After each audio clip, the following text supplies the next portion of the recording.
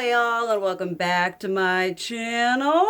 And welcome to a video that is taking into consideration the reality of the fact that within the beauty community, something that was not necessarily so prevalent then is most certainly a prevalent existence today that kind of just won't stop, and I kind of wish it would just a little bit. And that is that we have learned every company of every size loves to do collaboration products. Not only just collaboration products, we like doing one item, we like doing a whole collection, we like collaborating with YouTubers, with Instagrammers, with TikTokers, with Viners, with absolute random celebrities that have nothing to do with makeup on an outward appearance. We love collaborating with a plethora of intellectual property from Disney to CocaCola. Basically, if there's some sort of intellectual property or some sort of kitschy, vintagey, throwbacky, whatever thing that is popular in the real world, makeup companies like taking it and bringing it in to the beauty community, whether we want it or not. So today we are going to be talking about some of the oddest, weirdest, most random collaborations. Just sort of taking a tiptoe look through some things that have just sort of come and gone, because that's what happens with collaboration products, because they're limited edition. They're here, they rear their ugly head, and then they're gone. So without further ado, let's go in and talk about some of the weirdest, strangest, oddest, most random collaborations. Not entirely sure what I'm going to title this video yet. And we're going to start off with a fairly recent one, Tarte London, a brand whose highlighters I absolutely love. Y'all have heard me talk all kinds of amazing praise on those things. Their glitter flip lipsticks, this is kind of a give or take, whatever, but for some reason they decided to bring it upon themselves that they were going to film to do a Miss Piggy collaboration. Now, Tarte London has previously done a sort of somewhat random with Jessica Rabbit. I bought the highlighter, the eyeshadow palette didn't get very good reviews, but there are a lot of people who purchased it for the nostalgia, for the fact that they love Jessica Rabbit. And then we bring in Miss Piggy. And I feel like this is a good place to start, because it's just like, it's definitely a quintessential why. Is there really any reason to actually be taking Miss Piggy? Don't get me wrong, I love the Muppets. I grew up with that shiz.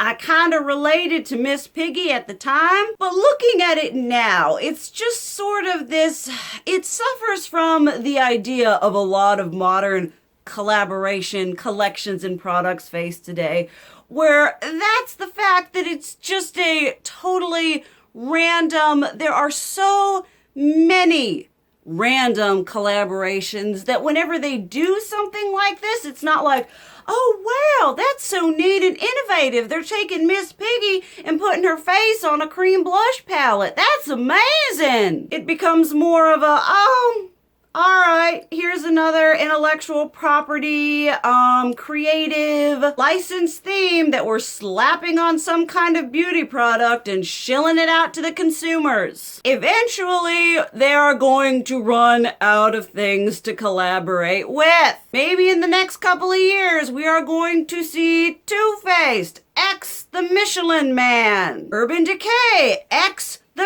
Mucinex guy from the Mucinex commercials. It's gonna be Tarte with Flo from Progressive. It's gonna be Lorac with Jake from State Farm. We're just gonna be collaborating with any and every single thing, anything that is even slightly remotely marketable and has some kind of any sort of pull. I mean, they just slap that shiz on a piece of makeup. Okay, next is one that is from a while ago. I bought this. I'm not sure if I reviewed it. I didn't like it. And that is the Pure X My Little Pony. Now this was when the My Little Pony movie came out. So I'm totally understanding that sort of marketing move. A new movie comes out, people are talking about it, people are doing the whatever, let's take that imagery and put it on some makeup and sell some units. But that's sort of a collection slash collaboration that I would see from Too Faced. I would see from Urban Decay, not necessarily Pure, which is a company that I feel kind of resonates more about its skincare and complexion products than it does its colorful eyeshadow palettes or its eyeshadow palettes on a whole. This thing had a whole bunch of different colorful shades. We had purple, we had pink, we had blue, we had yellow. It was nicely thought out, and we had like little quads, little sections for each of the ponies. You had Fluttershy and Rainbow Dash and Rarity, but it was sort of just a palette that was kind of like,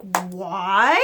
Sort of in the same sense as when Pure did the Trolls palette, although that palette was apparently a phenomenal experience in quality. That was not the case with the Pure X My Little Pony palette. And so it's one of those things that just sort of fell out in left field for the company. You're just like, okay, Pure, which is a very natural, I would say maybe a middle-aged sort of demographic, and we're gonna take a teeny tweeny movie and we're gonna do an eyeshadow palette with it. I guess the Trolls one must have done really, really well for them to decide we're gonna go on this venture again. I just thought it was sort of a random and strange piece of intellectual property to be given to Pure for production. Like I said, this had Too Faced written all over it. And so when you take into consideration the fact that the brand is sort of more chill,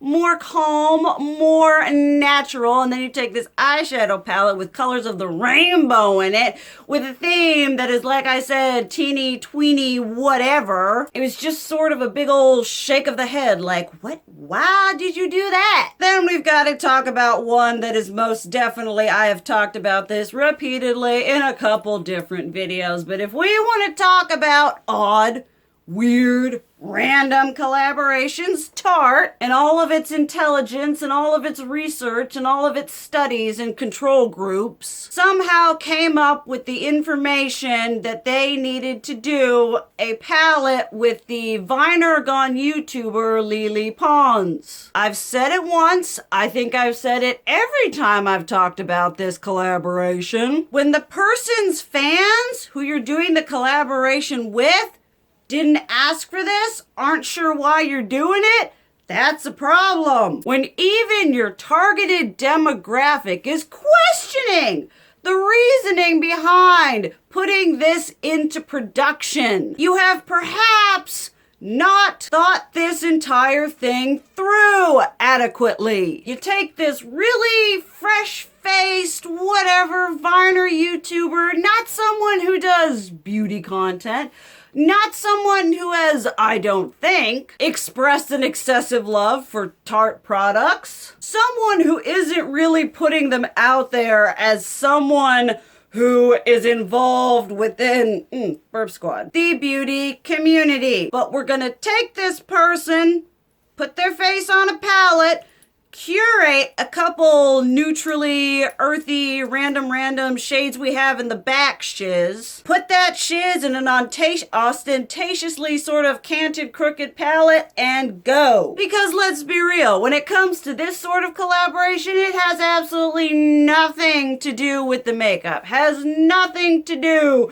with how involved Miss Lily Pons actually is with makeup. It has to do with the fact that she's got a ton of subscribers who will probably purchase something with her name and face on it regardless of what it is. So in that sense, yeah, it's smart. You take someone with I don't know how many million whatevers, you put their whatevers on something and it's bound to sell to some degree, but to sort of everyone else and those actually within the beauty community, those who actually consume good makeup products on a regular basis, this was just a absolute flop of a release. It truly just definitely epitomizes how far we've come with collaborations, where we're collaborating with anything and everything, regardless of if it has anything to do within the community. We are out here collaborating with anything that we think might give us a little bit of a buck. I understand. I am not surprised by this, but I feel like in the past couple of years it has gotten exponentially worse. We are just throwing anyone's face on a palette or collaborating with any kind of movie or any sort of franchise and just kind of fuddling up together with a bunch of different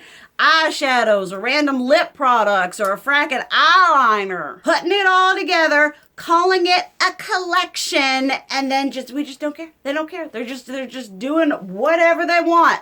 Okay, speaking about Coca-Cola. Apparently there was another collection before Morphe decided to do this. I don't think I remembered to screenshot it. If I do, maybe I'll find it and put it here with the Morphe whatever. But Morphe was all like, hey, you know what people like? People like to drink Coca-Cola. Super Bowl has like Coca-Cola and Pepsi ads. Let's market on this well-known visual and take that aesthetic and put it in an eyeshadow palette and some other products. I must admit, when I try to think of color inspiration or things that might, evoke a certain sort of color story, I don't think Coca-Cola. Like red, brown, black, and cola coloring. White.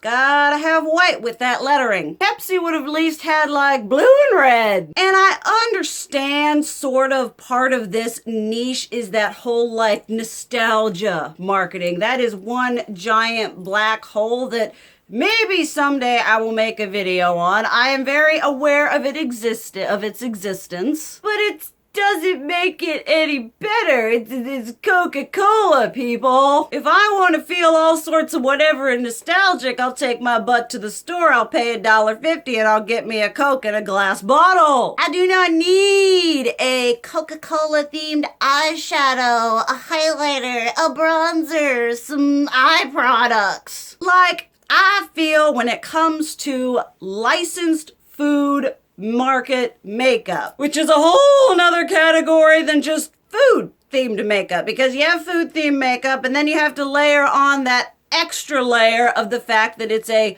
licensed and well known. It's not just cake, it's Hostess. We have had all sorts of, there's been Cheetos, there's been Hershey's. They have, I think, that Tapatio maybe? Just all these oddly, strangely specific food items that they're like, okay, this is a beloved thing. Let's take this beloved thing and somehow translate that into a makeup product. And I feel like sort of the same way with just normal food themed makeup. It's like, it's cute the first or second or maybe even third time around, depending on what product they decide to use. But after you've collaborated with every well-known food brand in the grocery store, it gets a little bit old, and I'm not really enjoying myself using my Chips Ahoy bronzer, my Skittles themed eyeshadow palette, my Kool-Aid blush, and my pork rinds lip gloss.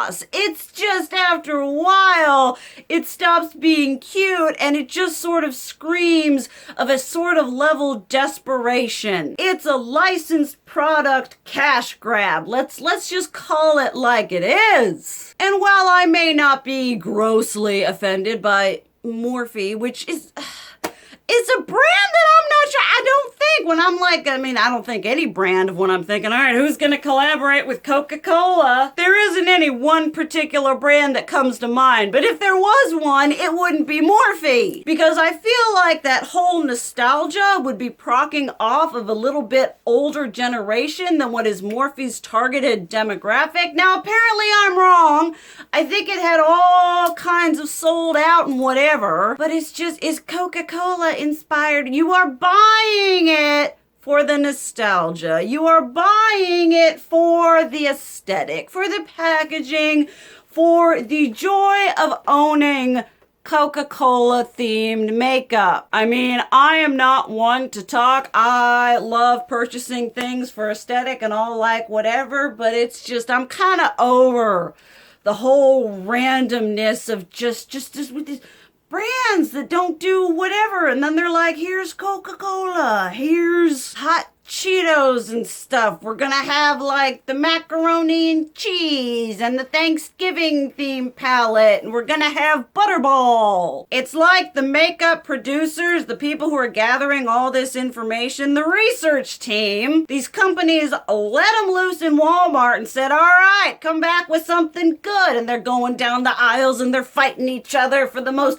colorful cookie cracker packaging. And some dumb schmuck just came up and was like, I present to you a Coke bottle. And the people at Morphe were just all like, oh yeah, that's right, F me up. And thus we had the Coca-Cola collection. I'm waiting to see who's gonna do Pepsi, although Pepsi is nowhere near as like, see, that's the whole thing. You understand, it would have been a Pepsi collab. It's gotta be a Coca-Cola collab because Coca-Cola has all that nostalgia just shoving, just pushing from behind it. The locomotion it has in history is enough to make it somewhat viable as a frackin' makeup collab because you got the Coca-Cola collection people. It's a thing. It's a conspiracy theory about how we're doing all these collaborations and all the weird freaky marketing behind it. Okay, I'm gonna talk about one that kind of makes sense. That is on the outside, it's an aesthetic that I suppose I could respect. Back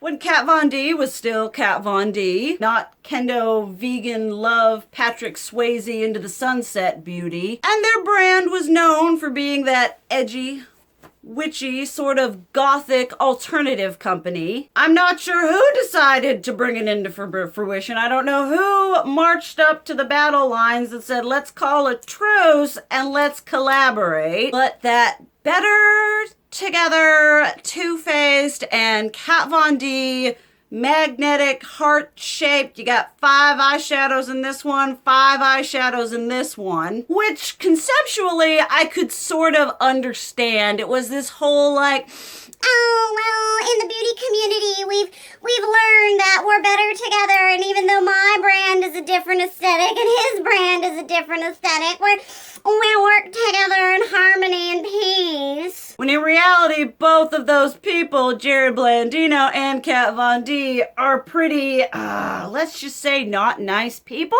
And so now, looking at it, it did seem kind of contrived. It was like this little white flag raising, sort of shaking the hand, passing some money. Let's look like we're all sorts of friends all up in this business here with this collaboration, which I don't know.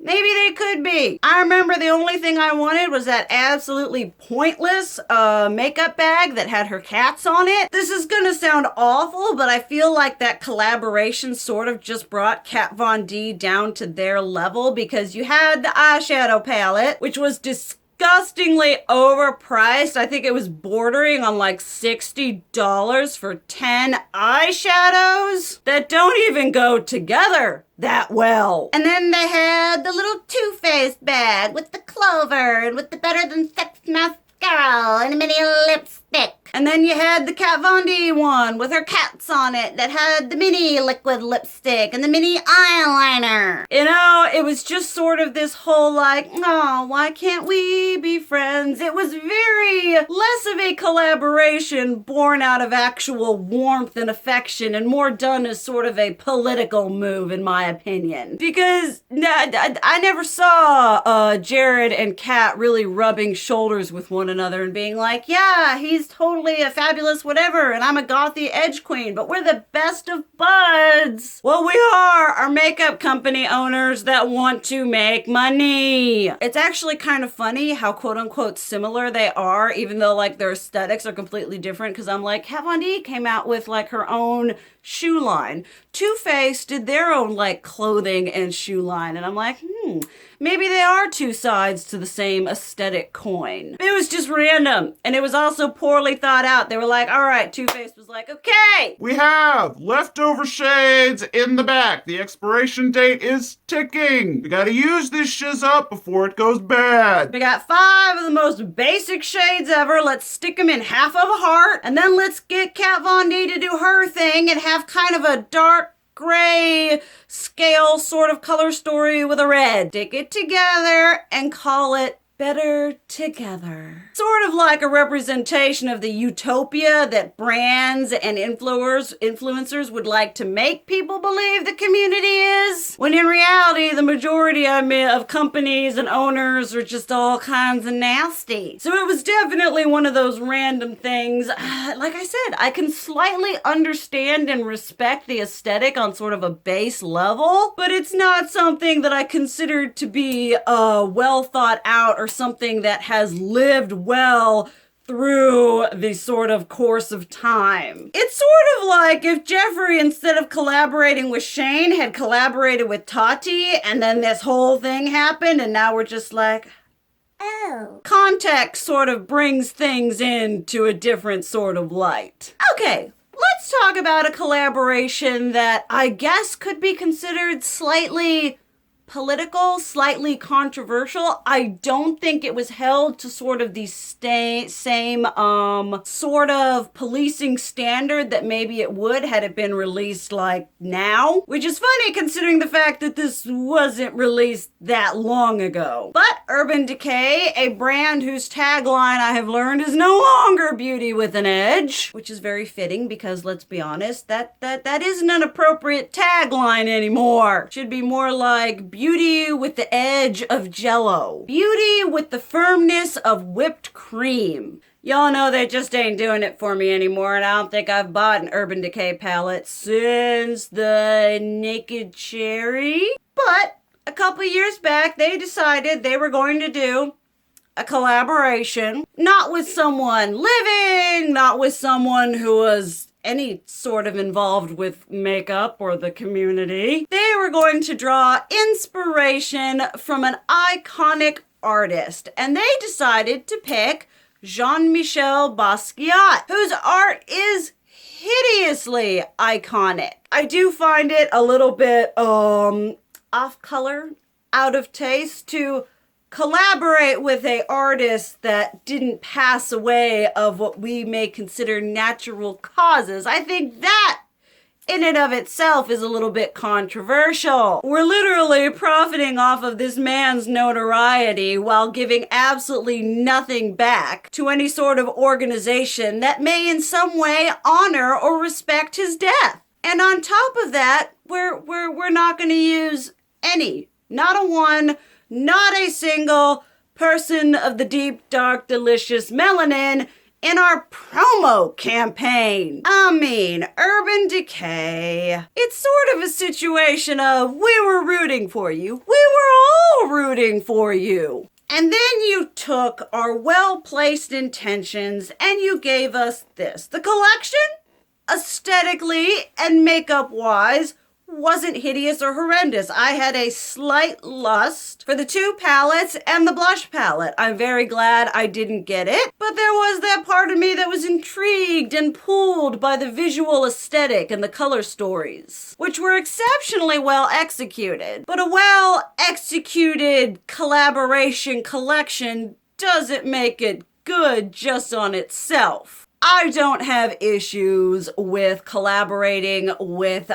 deceased celebrities. How many Marilyn Monroe sort of things have been done? I believe Besame did a I Love Lucy, although that could fall under sort of intellectual property rather than just the actress. But when you are doing the profiting off of someone who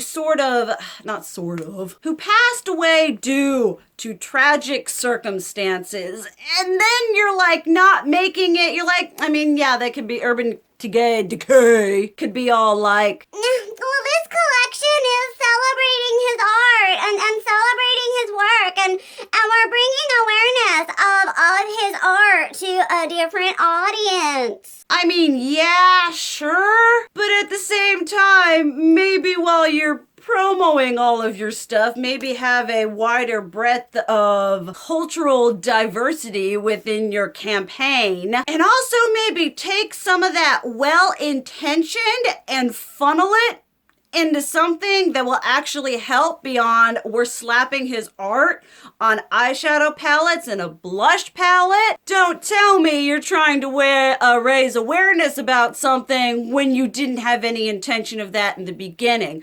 Where are the numbers? Where are the charities? Where are the donations to any sort of organization or institution that would actually benefit and put behind the collection a bigger, better thought than just, marketing and making money off of someone else's artistic creativity? Take some of his art and you pick some correlating eyeshadow shades to go with it. Good job! Maybe I have all kinds of issues, but like I said, obviously artistic inspiration is drawn from all sorts of things. Lime Crime, Botticelli's The Birth of Venus, that's been their thing since the beginning. But I do believe Botticelli is a much different sort of thing than using Jean-Michel Basquiat's art in this sort of way without giving any kind of representation or call to the tragedy of the end of his life. I feel that that's careless.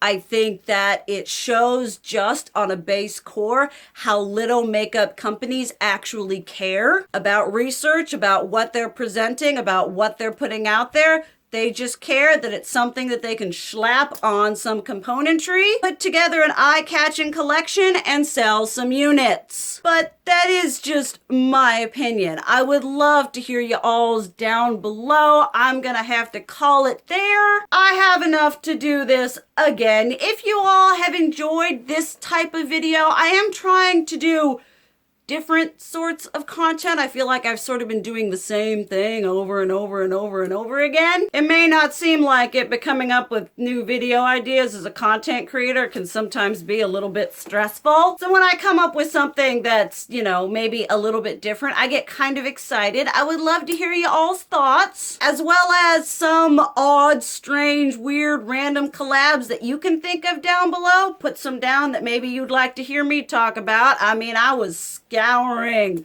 the makeup whatevers and I went back years and whatever, and I'm like, wow, there is just one big giant black hole of collaborations that has become just sort of this recycling trend. It is all sorts of what, but I hope you guys enjoyed this. Thank you guys so much for watching. I love you, and as always, keep it real. Mwah!